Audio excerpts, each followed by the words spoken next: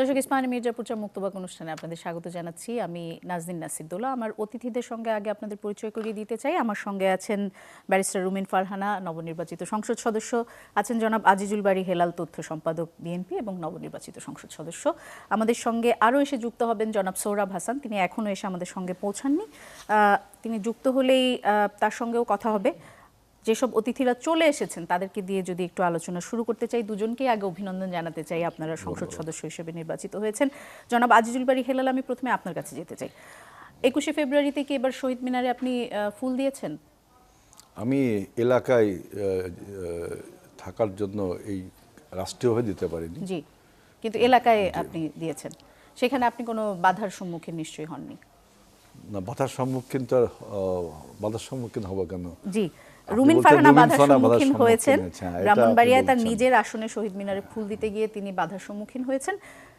এই ঘটনায় আপনার কোনো মন্তব্য আছে কিনা, বা আপনি বিব্রত কিনা? বিব্রত তো হতেই হবে। একজন সংসদ সদস্য বা সংসদ সদস্য না হলে যদি সাধারণ নাগরিকও হতো, তিনিও ফুল দিতে পারবেন, তাই না? এখন যারা এই কাজটি করেছে তাদেরকে আইডেন্টিফাই করা, ওইখানকার যে আইন শৃঙ্খলা রক্ষাকারী বাহিনী আছে তাদের উচিত। এখনও যদি না, আমি জানি কয়েকজন গ্রেফতার হয়েছে খুব সম্ভব, তাই না? যদি গ্রেফতার, তার এটা খুব নিন্দাজনক ঘটনা। ওইখানে যারা, পুরো ঘটনাটা আমি জানি না, আমি জানি যে তাকে ফুল দেওয়ার সময় ওইখানে একটা অ্যানার্কি সৃষ্টি হয়েছে, এটা বিশৃঙ্খলা সৃষ্টি হয়েছে। তিনি সংক্ষুব্ধ হয়েছেন, এর জন্য যারা জড়িত এটা পুরো তদন্ত করা উচিত, আসলে ঘটনাটা কি, এবং দায়ী ব্যক্তিদের অবশ্যই শাস্তির আওতায় আনা উচিত, আমি এটা মনে করি। এবং পুরো ঘটনাটা কি, রুমিন ফারহানা যেটা বলছেন, আবার তার সাথে যারা প্রতিপক্ষই বলবো তারাও যা বলছেন, সব কিছু বিবেচনা করে যেটা ন্যায় হয় সেই ন্যায় যেন, জাস্টিস যেন এস্টাবলিশড হয়, এটা হলো আমার বক্তব্য। জি, রুমিন ফারহানা, আপনার তরফ থেকে আইনি পদক্ষেপ তো নেওয়া হয়েছে, আপনি তো মামলা করেছেন। এরপরে আসলে প্রশাসনের পক্ষ থেকে কি ধরনের পদক্ষেপ নেওয়া হয়েছে? প্রশাসন ওদের আরেকটা কাউন্টার মামলা নিয়েছে, ওরাও আমার নেতাকর্মীদের বিরুদ্ধে পরে মামলা করেছে, একদিন পরে। এই ঘটনায় কারা জড়িত ছিলেন? ওখানে উপজেলা বিএনপির সাবেক সাধারণ সম্পাদক, বর্তমান যিনি তিনি নন, সাবেক সাধারণ সম্পাদক, এবং যিনি এখন ব্রাহ্মণবাড়িয়া জেলা বিএনপিতে আছেন, ওনার একক নেতৃত্বে উনি প্রায় 50-60 জনের একটা মানে গুন্ডা বাহিনী আমি বলবো, তারা একরকম দখল নেয় শহীদ মিনারের। 12টা বাজে 10 মিনিট আগে আমি ওখানে পৌঁছাই। এখানে দুই তরফের ফেইলিওর আছে, প্রশাসনের একটা বিরাট ফেইলিওর আছে, আর ওই ভদ্রলোকের আমি আসছি।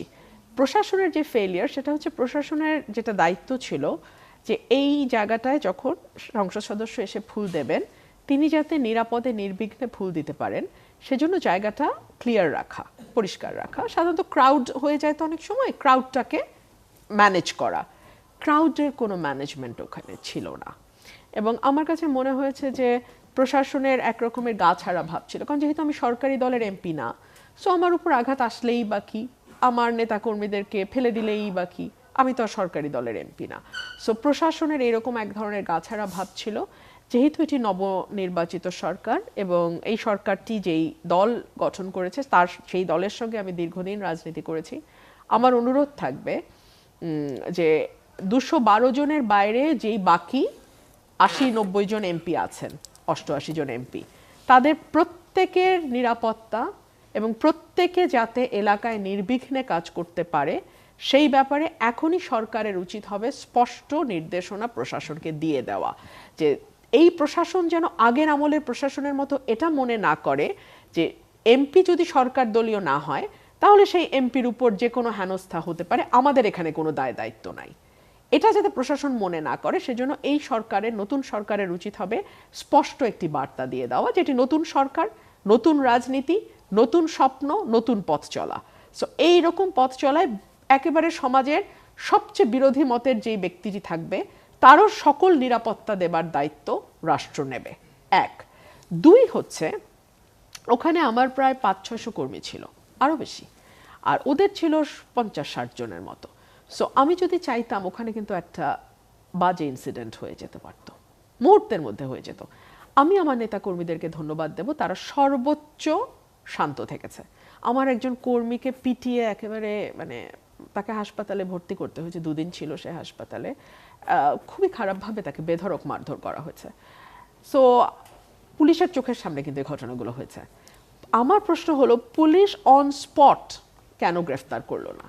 হতে পারে পুলিশের মজ্জাগত একটা ধারণা আছে, দীর্ঘদিন পুলিশ একভাবে পরিচালিত হয়েছে যে সরকারি দলের কোনো নেতাকর্মী যত বড় অন্যায় করুক না কেন তাদের একটা ব্লাইন্ড আই সেখানে থাকবে, তারা চোখ বন্ধ করে দেখে না দেখার ভান করবে।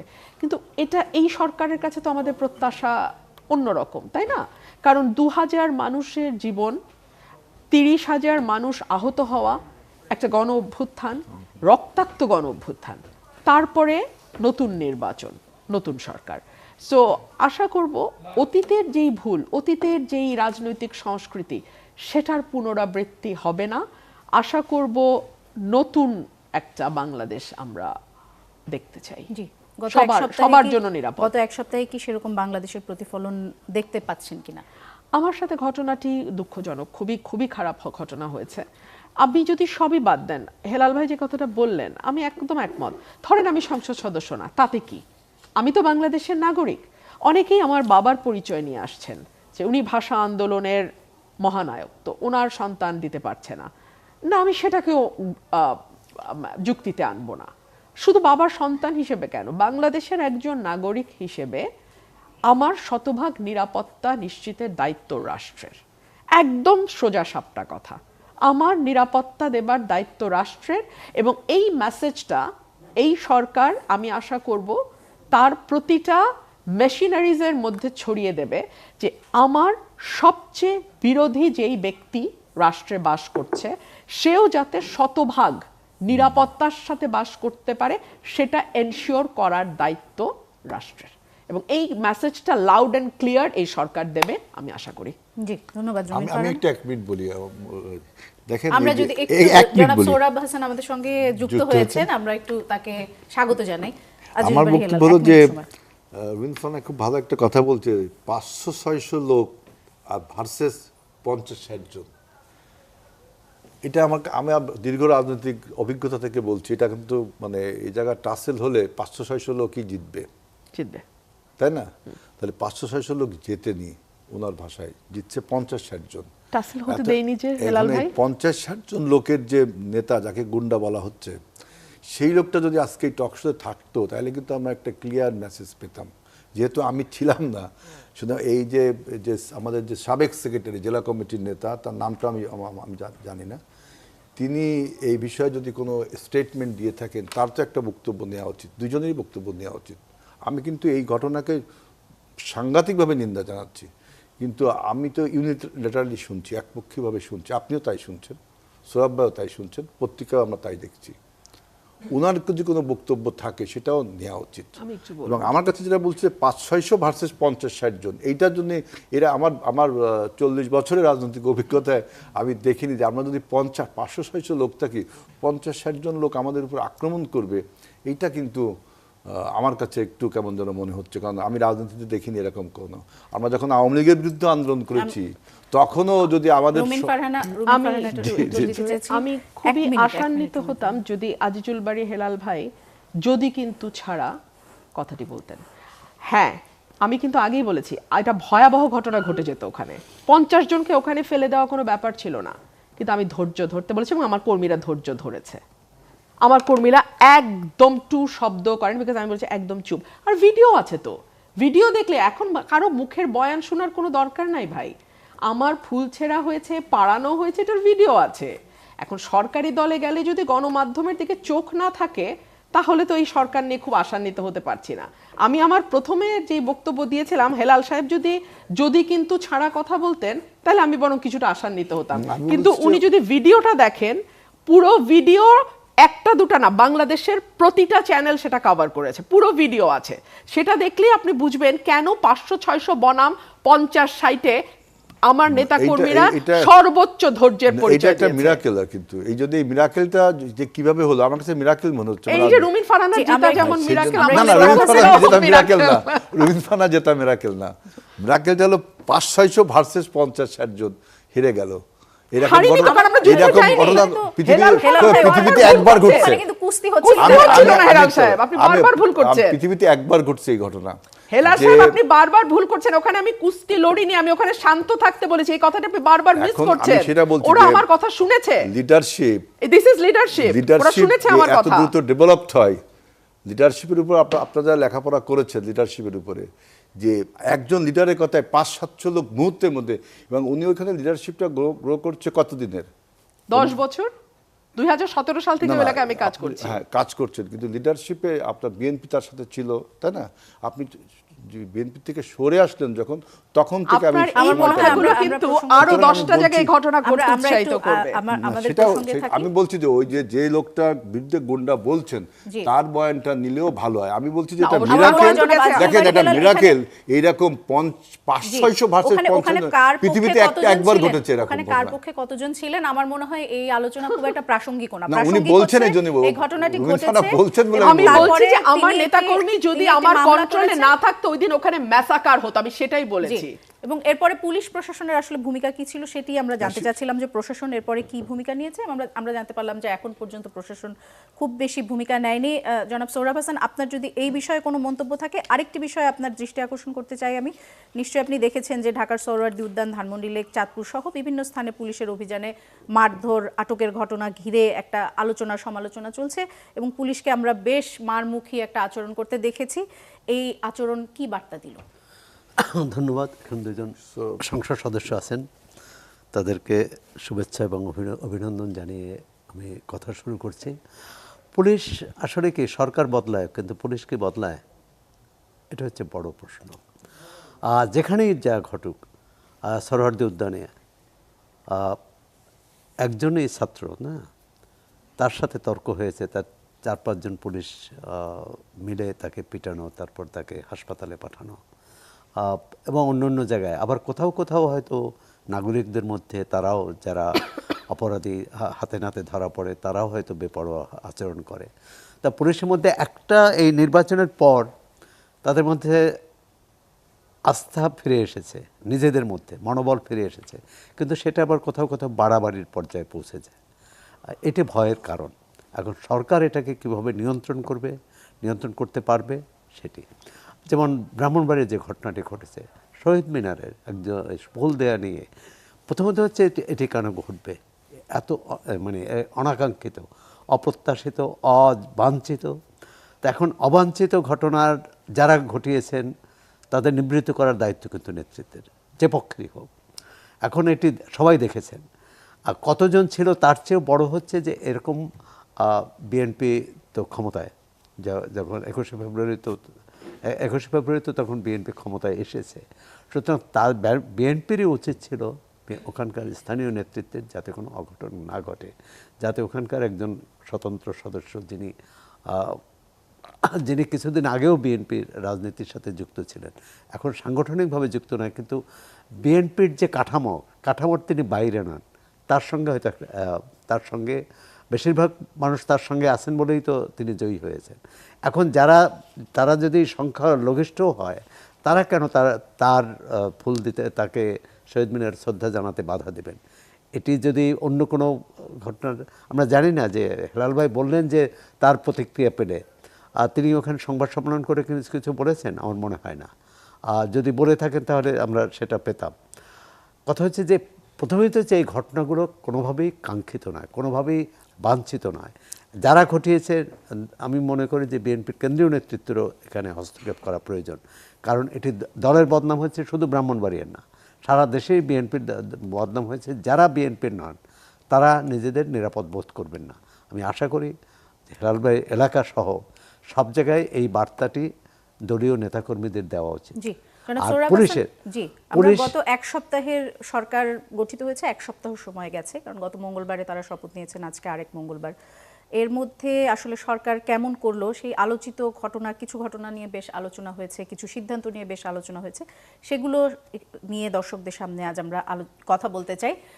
বিরতির পরে এসে আমরা আরও বেশ কিছু বিষয় আছে, কিছু গুজব আছে, যেমন একটি গুজব বাজারে বেশ শক্তিশালী হয়ে উঠছে, সেটি হচ্ছে এবারে নির্বাচন সমঝোতার নির্বাচন। এ ধরনের একটি কথা বারবার বলা হচ্ছে। এই ধরনের কথা কেন আসছে সেই বিষয় নিয়েও আপনাদের সাথে কথা বলতে চাই। দর্শক, একটা বিরতিতে যাচ্ছি, ফিরছি কিছুক্ষণ পর। দর্শক, ইস্পাহানি মির্জাপুর চার মুক্তবাক অনুষ্ঠানে আবারও ফিরে এলাম। জনাব সোহরাব হাসান, আপনার সঙ্গে কথা হচ্ছিল, বলছিলাম যে বাজারে বেশ কিছু গুজব শোনা যাচ্ছে, বিশেষ করে নির্বাচনের পর থেকে, এবং একটা গুজব বেশ শক্তিশালীভাবে বারবার ঘুরে ফিরে আসছে, সেটি হচ্ছে যে এবারের নির্বাচন নাকি সমঝোতার নির্বাচন। আপনি কি এই ধরনের কোনো গুজব শুনেছেন? না, গুজব তো গুজব।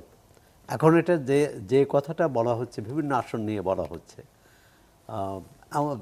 সেটি প্রমাণ সাপেক্ষ, অর্থাৎ তথ্য প্রমাণ দিয়ে এটি বলতে হবে, জানাতে হবে যে হ্যাঁ অমুকে হেরে গেছিল, তাকে জেতানো হয়েছে। তো এরকম কার যাদের যাদের বিষয়ই আছে। এখন এখানে আমরা দুই পক্ষ থেকেই আমরা অভিযোগ পেয়েছি। একটা হচ্ছে বিএনপি অভিযোগ করেছে যে জামাতের আমির সহ কয়েকটি আসনের, তাই এনসিপির আহ্বায়ক সহ। আবার জামাত ইসলাম থেকে অভিযোগ আছে যে ঢাকায় বিএনপির চেয়ারম্যান সহ অনেকে হেরে গেছিলেন, তাদের দলীয় প্রধান, তারপর যিনি হব প্রধানমন্ত্রী, তিনি কোনো নির্বাচনে হারবেন এটি তারা মানতে পারেননি। এ কারণে এখন এটা সমঝোতা না ইলেকশন ইঞ্জিনিয়ারিং কথা তো আমরা বেশ আগে থেকেই শুনেছি। নির্বাচন কদিন আগে থেকে, 2 দিন আগে থেকে কি ঘটনা ঘটেছে বিভিন্ন জায়গায়, ভোট কেনাবেচা, ব্যালট আটক, তারপর টাকার বস্তা ধরা পড়া। তা সবটা মিলে নির্বাচনের যে সুষ্ঠু নির্বাচনের যে চরিত্র, যে বৈশিষ্ট্য, সেটি কিন্তু ব্যাহত হয়েছে বিভিন্ন জায়গায়। তারপর জবরদস্তি, প্রশাসনকে ব্যবহার করা, যে যেখানে পেরেছে এটা কিন্তু করেছে, এটা যে করেনি তা নয়। তবে যে এই নির্বাচনের যেটি বলা হয় যে মানুষের যে রায়, মানে মানুষের যে ভোটের যে ফলাফল, সেটি তাতে জনগণের রায়ের প্রতিফলন ঘটেছে। এখন কোনো আসনে ব্যত্যয় হতে পারে, কিন্তু সেটা প্রমাণ করতে হবে। জামাত ইসলামী বলেছে যে 32টি আসনে তাদের জয়ী প্রার্থীকে হারানো হয়েছে। বিএনপির পক্ষ থেকেও এরকম অভিযোগ আছে, কিন্তু বিএনপি নির্দিষ্টভাবে আসনের কথা বলেছে বলে আমার জানা নেই। হেলাল ভাই বলতে পারবেন যে বলেছে কিনা। তবে বিএনপি তো 2/3 আসনে জয়ী হয়েছে, সুতরাং সেখানে বলা। সাংবাদিক হিসেবে আপনার কাছে নিশ্চয়ই তথ্য আছে, জামায়াত এবং বিএনপি কি বলছে সেটির বাইরেও। আপনার কি মনে হয় এবারে নির্বাচন সমঝোতা নির্বাচন এই ধরনের কথা কেন ছড়াচ্ছে? এটা আমার মনে হয় না। তাহলে এটা হবে নির্বাচনকে অগ্রাহ্য করা, অস্বীকার করা, এবং আমরা যে 3টি নির্বাচন দেখেছি তার এই ধারাবাহিকতা, এটি কোনোভাবেই নয়। তবে এই যে রাজনৈতিক মহলে প্রশ্নগুলো, এর উত্তর সংশ্লিষ্ট দলগুলোর দেওয়া উচিত, কেন এই প্রশ্নগুলো এসেছে। আর ঢাকা শহরে, বিশেষ করে ঢাকা শহরে আসনগুলোতে প্রতিদ্বন্দ্বিতা এত তীব্র, এবং যারা জয়ী হয়েছেন, যারা পরাজিত হয়েছেন, তাদের ব্যবধানটা খুব কম। আপনি ধরেন আবার কোনো কোনো ক্ষেত্রে, যেমন ববি হাজ্জাদ যেখানে যে জয়ী হয়েছেন, সেখানে তার যে প্রতিদ্বন্দ্বী মাওলানা মামুনুল হক, তাকে জয়ী ঘোষণা করা হয়েছিল, মানে টেলিভিশনে এই ধরনের খবর এসেছিল। আবার এর বিপরীত ঘটনাও ঘটেছে। তাই সুতরাং এইসব কারণে আমার মনে হচ্ছে যে এটি গুজব, এর মধ্যে সত্যতা প্রমাণ না পাওয়া পর্যন্ত আমরা গুজবই ধরে নিতে চাই। আর এটি সমঝোতার নির্বাচন না, এটি এক ধরনের অবিশ্বাসের নির্বাচন বলতে পারেন, কারণ কেউ কাউকে বিশ্বাস করেনি। কেউ কাউকে কি কোনো নির্বাচনে বিশ্বাস করে জনাব সোহরাব হাসান? তাহলে বাংলাদেশের সব নির্বাচনই মোটামুটি অবিশ্বাসের নির্বাচন বলতে হবে আমাদের। আমরা একটু জনাব আজিজুল বারী হেলালের কাছে যেতে চাই। গুজব নিয়ে যেহেতু কথা হচ্ছে, আরেকটি গুজব বেশ শক্তিশালী বাজারে, ছোট করে যদি উত্তর দেন, যে বলা হচ্ছে যে খলিলুর রহমান সাহেবকে যে পররাষ্ট্রমন্ত্রী করা হয়েছে, এটি আসলে বিএনপিকে ক্ষমতা বুঝিয়ে দেওয়ার পুরস্কার হিসেবে তাকে পররাষ্ট্রমন্ত্রী করা হয়েছে। তিনি বলেছেন যে তিনি নিজের ইচ্ছায় মন্ত্রী হননি। তিনি কার ইচ্ছায় মন্ত্রী হলেন তাহলে? আমরা প্রথমে খলিলুর রহমানদের বিরুদ্ধে কিন্তু বিএনপি কিছু কথা বলেছিল, আপনারা জানেন, তাই না? এখন আপনি এই জন্য বলছেন যে কেন খলিলুর রহমানকে আমরা পররাষ্ট্র মন্ত্রীটা দিলাম, এরকমই একটা আপনার প্রশ্নটা হবে। জি, তাছাড়া তিনি অন্তর্বর্তীকালীন সরকারের যেহেতু উপদেষ্টার দায়িত্ব পালন করেছেন, অনেকে বলছেন একটা কনফ্লিক্ট অফ ইন্টারেস্টও আছে। সেটা বলতে পারেন। এখন আমি খলিলুর রহমানের এই উত্তরটা আমি একবার বলেছি যে দেখেন, বিএনপির যে পররাষ্ট্র নীতি, এটার সাথে খলিলুর রহমানের যে নীতি, যখন তিনি ইউনূসের পররাষ্ট্র উপদেষ্টা ছিলেন, আমাদের মিল ছিল না, হয়তোবা বা সত্যি মিল ছিল না। এখন আমাদের যে পররাষ্ট্র নীতি, এটার সাথে হয়তো খলিলুর রহমান সাহেবের ঐক্যমত হয়েছে। তিনি হয়তো আমাদের পররাষ্ট্রনীতিটা মানছেন, এই জন্য তাকে আমরা তো পররাষ্ট্রমন্ত্রী করেছি। সুতরাং এখানে ওই যে কারো কথায় বা কারো প্রভাবে আপনি গুজব হিসাবে ধরে নিতে পারেন, অথবা আপনার একটা অনুমান থেকেও বলতে পারেন। তাহলে কি আমরা ধরে নিতে পারি যে বিএনপিতে তার চেয়ে যোগ্য পররাষ্ট্রমন্ত্রী হওয়ার মতো কোনো আমাদের ব্যক্তি যে ছিলেন না? পররাষ্ট্র নীতি এবার যে বাংলাদেশ ফার্স্ট, এই যে পররাষ্ট্র নীতি, এছাড়াও আরো কিছু বিষয় আছে, সেসব বিষয়ের সাথে খলিলুর রহমানের সাথে ঐক্যমত ছিল না যখন ইউনূস সরকার ছিল। এখনো তো সেই জায়গাটা ঐক্যমত হয়েছে। সুতরাং এবং তাকে বিএনপি যোগ্য মনে করেছে, কারণ জবাবদিহিটা বিএনপিকেই করতে হবে। পররাষ্ট্র বিষয়ে কোনো ফেইলারকে বিএনপিকেই জবাবদিহিটা করতে হবে। অর্থাৎ বিএনপি জানে যে কোন ব্যক্তিকে দিয়ে তিনি কাজটা করতে পারবেন। জবাবদিহিটা যেহেতু বিএনপি করবে, সুতরাং তিনি তার লোক, তিনি যে লোকটাকে তিনি মনে করেন যে তার কাজটা করতে পারবেন, কাজটা তো বিএনপি করবে, বিএনপি সরকারের করতে হবে, বিএনপিকে অ্যাকাউন্টেবল হতে হবে জনগণের কাছে। সুতরাং তিনি তার যোগ্য লোকটিকেই দিবেন, এইটা হলো একটা কথা। আরেকটা হলো যে নির্বাচন নিয়ে আপনারা যে গুজবের কথা বলছেন, দেখেন এই যে সুরাব ভাই খুব সুন্দর নাইসলি বলছে, আমি আই থ্যাঙ্কস টু সুরাব ভাই, যে আমাদের এই এত বড় অর্জনকে, 24-এর গণ অভ্যুত্থানকে এইভাবে যদি আপনারা মেলাইন করেন, স্টিগমা লাগাই দেন যে নির্বাচনটা আসলে এই যে আপনার সমঝোতার নির্বাচন। দেখেন গুজব তো আমরা শুনেছি যে দেলোয়ার হোসেন সাঈদীকে চাঁদে দেখা গেছে, তাকে স্পিরিচুয়াল একটা পাওয়ার বানানোর জন্য এই গুজবটা ছড়ানো হয়েছিল, তাই না? তো অসম্ভব একটা বিষয় না। এরকম আপনার ওই যে করোনা ভাইরাসের সময় অনেক গুজব ছড়েছিল, টিকা দেওয়া যাবে না, তাহলে মানুষ নাকি বানর হয়ে যাবে, তাই না? এরকম কত গুজব ছিল। আমি যখন ঢাকা বিশ্ববিদ্যালয়ে পড়তাম, তখন এরশাদ বিরুদ্ধে আন্দোলন তুঙ্গে, এরশাদ পর অবস্থায় আমি হলে এসে শুনলাম যে আমাদের এক হলের বড় ভাই, তিনি নাকি বঙ্গভবনে গেছেন প্রেসিডেন্টের শপথ নিতে, কি পকেটে তার 5 টাকা আছে, আমাদের হল থেকে বঙ্গভবনে যেতে 5 টাকা লাগতো, আমি ফজলুল হলের ছাত্র ছিলাম, 4-5 টাকা লাগতো হলে। আমি তো অবাক, আমাদের হলের অর্ধেক ছাত্র বিশ্বাস করেছে যে এই বড় ভাই একসময় আর কি আপনার এই যে এরশাদের রাজনীতিতে জড়িত ছিল, তিনি হলে থাকতেন, তিনি চলে গেছেন এরশাদের বদলে, এরকম একটা গুজব ছড়াই দিচ্ছে হলে, বুঝছেন? গুজবের কোনো অর্থ হয় না। আপনি যে গুজবটা বলছেন সমঝোতার গুজব, এইটা কিন্তু আপনার হলের ছাত্রদের মতো বাংলাদেশের জনগণও কি এই গুজব বিশ্বাস করছেন কিনা? না, এই গুজব বিশ্বাস করার কোনো কারণ, আপনি যদি সুরাব ভাই খুব নাইসলি বলছেন যে এটা তো গুজব, দেলোয়ার হোসেন সাঈদী কি আপনার দেখা গিয়েছিল চাঁদে? আমি মনে করি না যে বাংলাদেশে এই মতো একটা free fair credible to the all, acceptable to all, not only domestically, also internationally এই নির্বাচনটা আমরা সাকসেসফুল। এই 24-এর গণ অভ্যুত্থানে আমরা যে ভোট দিতে পারতাম না, পছন্দের ব্যক্তিকে ভোট দিতে পারতাম না, পছন্দের ব্যক্তিকে নেতা বানাতে পারতাম না, সেটা হয়েছে না। রুমিন ফারহানা স্বতন্ত্র থেকে হয়েছে, আমাদের স্বতন্ত্র থেকে 8 থেকে 10 জন হয়েছে। আপনি দেখেন যে নির্বাচনটা কত কম্পিটিটিভ নির্বাচন হয়েছে। আপনার এই বাংলাদেশ 73 সালের পর থেকে এই পর্যন্ত যত নির্বাচন হয়েছে, 91 সালের নির্বাচনকে আমরা একটা স্ট্যান্ডার্ড নির্বাচন মনে করি, এরপরে এই নির্বাচনটাকে আপনাকে স্ট্যান্ডার্ড মনে করতে হবে। এটা আমাদের জাতি হিসেবে একটা গর্ব। জনাব সাঈদীকে চাঁদে দেখা যেমন অসম্ভব, এই নির্বাচন সমঝোতা নির্বাচন সেটিও একই ধরনের অসম্ভব। আমি পরের প্রশ্নে যেতে চাই, সেটি হচ্ছে যে সাংবাদিক জনাব নুরুল কবির একটি টক শোতে বলেছেন, আপনি নিশ্চয়ই খেয়াল করেছেন, যে অনেকে নাকে রুমাল চেপে বিএনপিকে ভোট দিয়েছে কেননা চাঁদাবাজির দুর্গন্ধ নাকে লেগেছে। এর মাঝে বিএনপির একজন মন্ত্রী কোনটা চাঁদাবাজি কোনটা না তার একটা সংজ্ঞা দেওয়ার চেষ্টা করেছেন এবং এটি বেশ আলোচনায় এসেছে। আমার প্রশ্ন হচ্ছে যে মন্ত্রীর এই ব্যাখ্যা কি পরোক্ষভাবে চাঁদাবাজিকে বৈধতা দিবে কিনা? না, আমি মনে করি যে মন্ত্রীর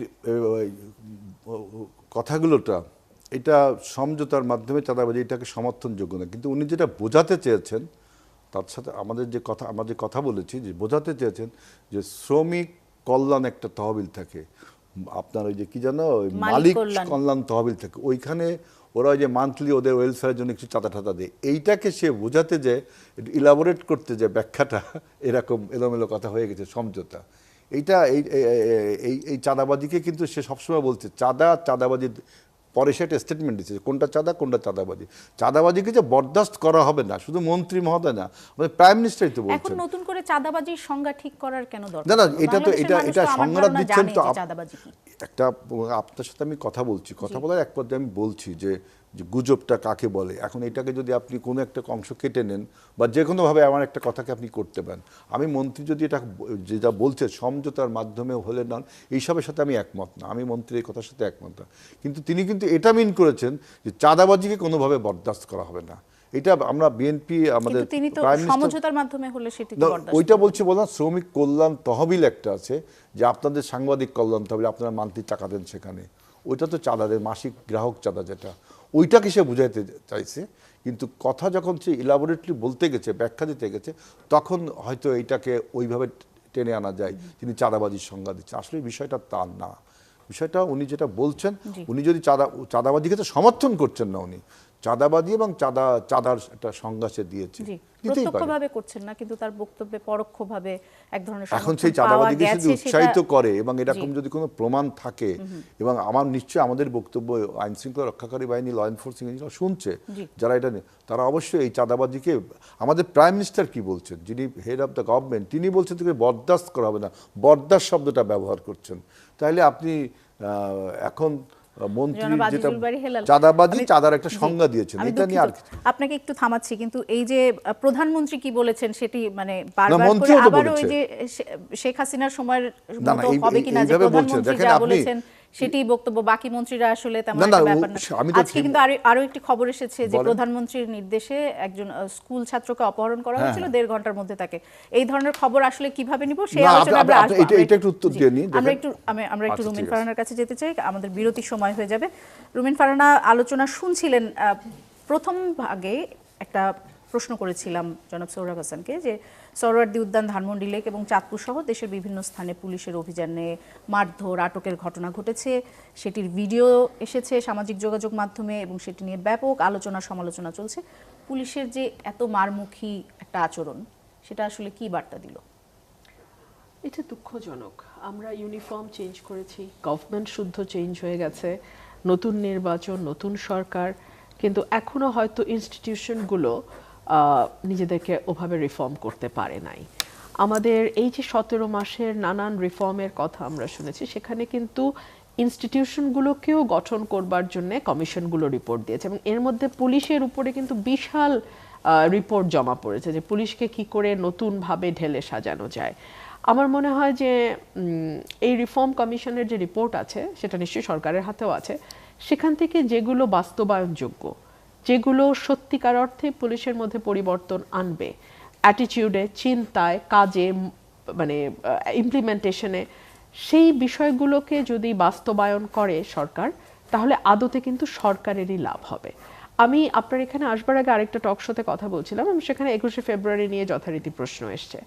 আমার কাছে মনে হয়েছে যে দল পাল্টায়, সরকার পাল্টায়, কিন্তু প্রতিষ্ঠানগুলো, যেগুলো পুলিশ বলেন, প্রশাসন বলেন, তাদের কিন্তু যে নীতিগত চরিত্র, সেটা হচ্ছে সরকারি দলের হয়ে সবসময় কাজ করা। মানে সরকারি দল যতটুকু না চায়, যে বলেন না যে ধরে আনতে বললে বেঁধে আনে, তো আমাদের প্রশাসন এবং পুলিশের চরিত্রটা অনেকটা ওরকম। যদি বলে ধরে আনো তাহলে বেঁধে আনবে। ধরুন আজকে শিক্ষামন্ত্রী একটা চমৎকার কথা বলেছেন, আমার ভালো লেগেছে, যে সন্ধ্যার পরে যদি ইয়াং ছেলেদেরকে রাস্তায় অযথা ঘোরাঘুরি করতে থাকে, পুলিশ প্রশ্ন করবে। এটা কিন্তু ভালো উদ্যোগ, কারণ আমরা গত কয়েক বছরে লেখাপড়ার যেই হাল দেখেছি এবং ইয়াং জেনারেশনের মোবাইল আসক্তি, মোবাইলের গেম আসক্তি, 4 জন মিলে মোবাইলে গেম খেলা, মানে আমি তো গ্রামে কাজ করেছি গত 9 বছর, গ্রামের একটা ইয়াং জেনারেশনের পুরো ক্যারেক্টার পাল্টে গেছে। হ্যাঁ, তারা পড়াশোনা করতে হয় না সেরকম, মা বাবার আমাদেরকে এসে প্রশ্ন করে যে শুধু মোবাইল নিয়ে সারাক্ষণ তারা থাকে। সো এই যে ইয়াং ছেলেদের ব্যাপারে একটা বার্তা দিল আমাদের শিক্ষামন্ত্রী, এখন পুলিশ যদি গিয়ে প্রথমেই পেটায়, পুলিশ যদি গিয়ে কোনো ছেলেকে বলে তোমার চুল লম্বা কেন বলে পেটায়, কথার কথা বলছি আমি, মানে ধরে আনতে বলে বেঁধে আনার উদাহরণ দিচ্ছি, ওই সাথে সাথে কিন্তু গভর্নমেন্টের এই ভালো উদ্যোগটাও বা মন্ত্রীর এই ভালো কথাটাও মুহূর্তের মধ্যে খারাপ একটা দৃষ্টান্তে পরিণত হবে। সো এই জন্য আমি বলি, সরকারকে তার নিজের স্বার্থেই প্রশাসনকে নিরপেক্ষ হবার বার্তা দেওয়া উচিত। ধরুন আমার ঘটনায় যদি পুলিশ তো অন স্পট ছিল, সাথে সাথে কারা ওই দখল করেছে, এই ভিডিওর ভাই এটা সবাই দেখেছে, বাংলাদেশের এমন কোনো মানুষ নাই মোটামুটি সচেতন তারা ওই ভিডিও দেখে নাই। সো পুলিশও জানে ওখানে কারা কারা এই দখলদারি কাজটা করেছে। সাথে সাথে যদি তাদের গ্রেফতার করতো, আপনি বলেন তো সরকারের ভাবমূর্তি উজ্জ্বল হতো নাকি হতো না? সরকার কি তার গ্রাম, ওয়ার্ড, ইউনিয়ন লেভেলের কর্মীদের অপকর্মকে বাঁচাতে গিয়ে নিজের ঘাড়ে দোষ নেবে, নাকি সরকার আইনের শাসন প্রতিষ্ঠা, সকলের জন্য আইন সমান, এটা প্রতিষ্ঠা করবার অ্যাটলিস্ট দৃশ্যমান কিছু উদ্যোগ নেবে। এই চয়েসটা কিন্তু সরকারকে মেক করতে হবে। চাইলে কিন্তু সরকারের পক্ষ থেকে যারা টকশো করেন তারা যদি কিন্তু দিয়ে বিষয়টাকে ডিফেন্ড করার চেষ্টা করতে পারেন, তাহলে কি হবে জানেন, আরো 10টা আসনে উৎসাহিত হবে। শুধু তো আমার আসন না, আরো 88টা আসনেই বিরোধী দলের নেতাকর্মী আছে, এমপি আছে, সেই 88টা আসনকে উৎসাহিত করবে। কিংবা যেই আসনে হয়তো সরকারি দলের এমপি আছে, সেখানে কি অন্য দলের লোক নাই, অন্য দলের নেতাকর্মী নাই, তাদের উপর জুলুম করতে উৎসাহিত করবে। কিন্তু যদি কিন্তু ছাড়া, this is not permissible, full stop, এটা যদি হয় সরকারের বার্তা, শুধু কথায় না কাজে, তাহলে কিন্তু এই বার্তাটা অটোমেটিক্যালি ট্রিকল ডাউন করবে এবং এই বার্তাটা প্রশাসনের সর্বত্র ছড়িয়ে যাবে যে এই সরকার মুখে যা বলে কাজেও সেটা করে দেখায়। ধরুন আমার ঘটনাটা অসম্ভব আলোচিত এবং সরকার মাত্র ওথ নিয়েছে। স্বরাষ্ট্রমন্ত্রীর উচিত ছিল না পুলিশকে ফোন দিয়ে বলা, যা হয়েছে নিরপেক্ষ ইনভেস্টিগেশন করো, ভিডিও আছে আমরা দেখেছি, সেই অনুযায়ী ব্যবস্থা নাও। এটা বললেই কিন্তু আমার পুলিশ, আমার ওসি এত ভয় পায় না। আমার এসপি 14 বার ফোন করে বলে না যে আমি পেনাল কোডে মামলা দেন, দ্রুত বিচার আইনে দেওয়া যাবে না। আপনি বোঝেন, কারণ তাদের কাছে তো পরিষ্কার বার্তা যায় নাই।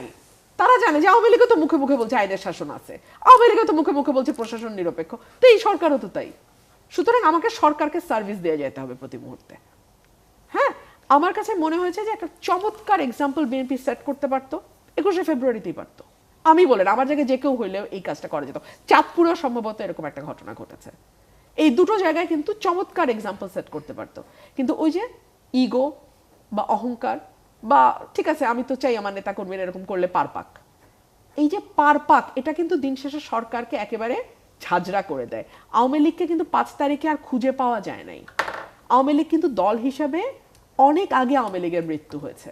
আমার একটা বই প্রথমা থেকে বেরোবে খুব শীঘ্রই, সেখানে আমি বলেছিলাম যে পুলিশ প্রশাসন দিয়ে আওয়ামী লীগ ক্ষমতায় ছিল ঠিকই, কিন্তু শেখ হাসিনার একজন রাজনীতিবিদ হিসেবে মৃত্যু হয়েছে আরো অনেক আগে।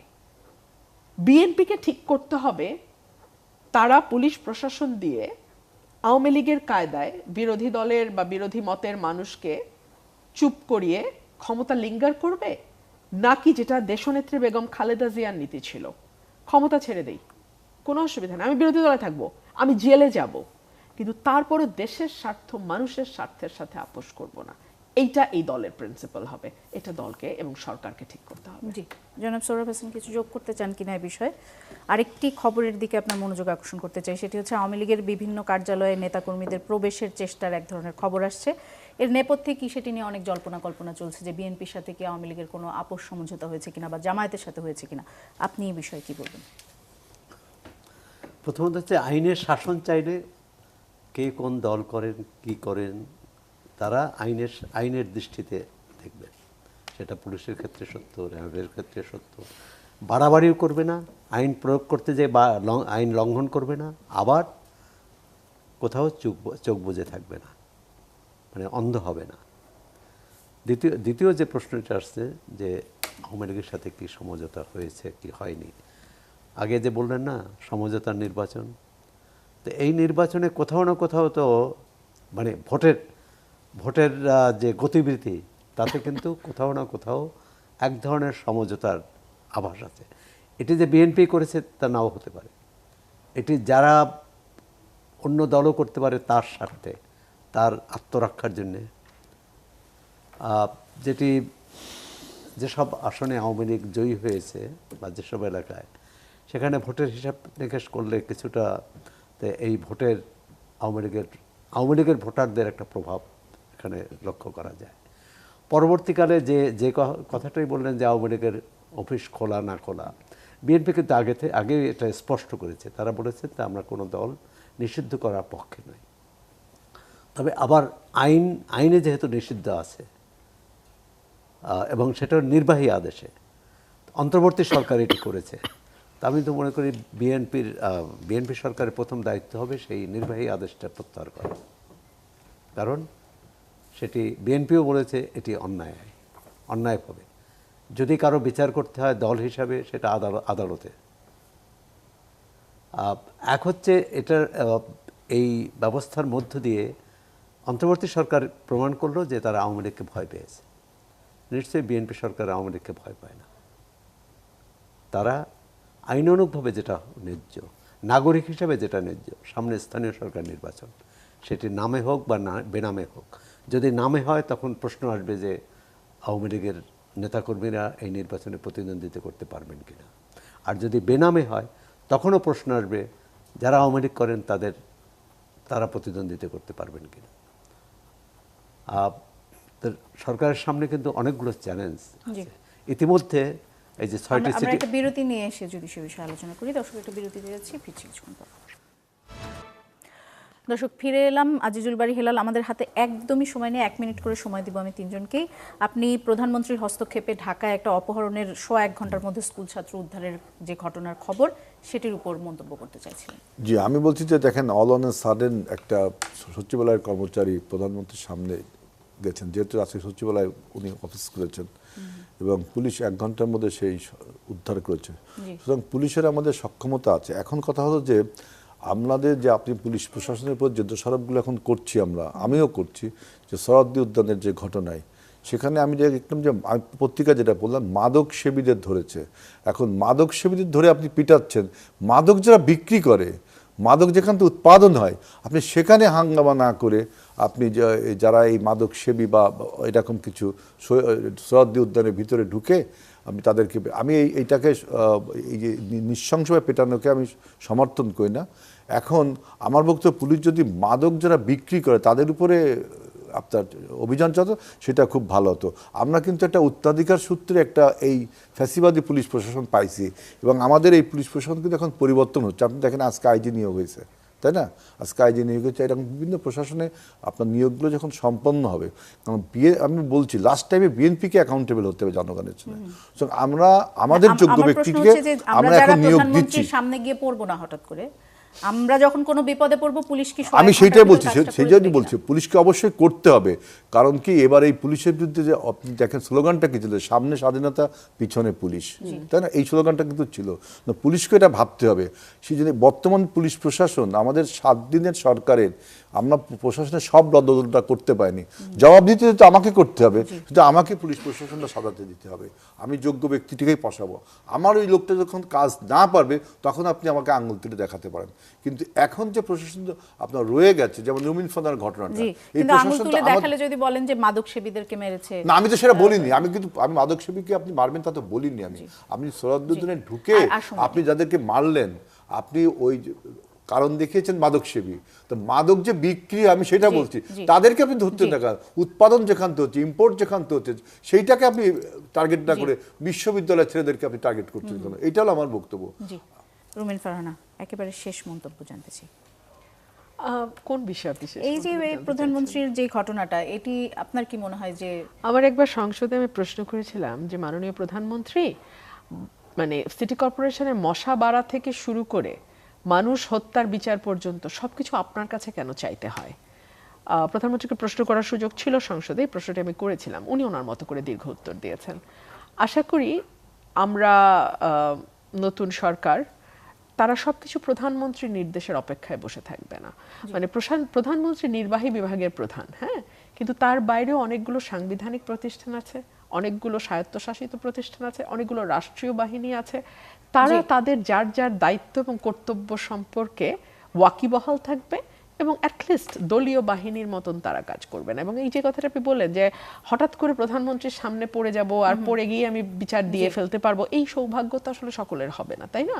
সো আমাদের প্রধানমন্ত্রী পর্যন্ত পৌঁছাতে পারবেন না এমন মানুষের সংখ্যাই বাংলাদেশে মানে সর্বাধিক। হ্যাঁ, তো সেই দিক মাথায় রেখে আমার মনে হয় যে নতুন সরকারে বার্তাটা দিতে হবে, মাথার উপর থেকে বার্তাটা আসলে ট্রিকল ডাউন করবে। আমাদের আর হাতে একদমই সময় নেই। আমার প্রযোজক আমাকে অনেকক্ষণ ধরে বলছেন অনুষ্ঠান শেষ করার জন্য। আপনাদের তিনজনকে অসংখ্য ধন্যবাদ। দর্শক, আমাদের অনুষ্ঠান এখানে শেষ করছি। আগামীকাল রাত 11টায় আবার কথা।